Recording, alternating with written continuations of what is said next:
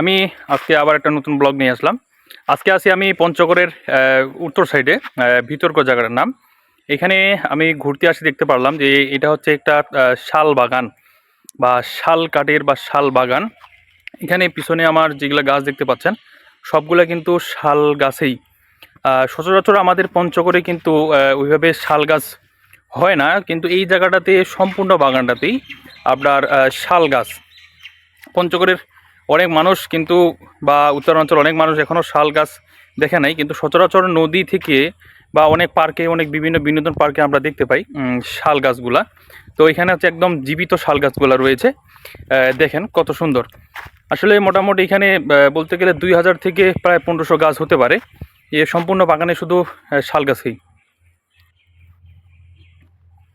আর এটার লোকেশনটা হচ্ছে পঞ্চগড় ভিতর করে আসে মডেল হাটে এসে যদি বলা হয় যে শাল বাগানের এই স্থানটা কোথায়, তো এখানকার সচরাচর সম্পূর্ণ মানুষ বলে দিতে পারবে। তো ভিডিওটা আজকে এই পর্যন্তই। অবশ্যই ফেসবুক পেজটি ফলো করবেন, ইউটিউব চ্যানেলটি সাবস্ক্রাইব করবেন। ধন্যবাদ।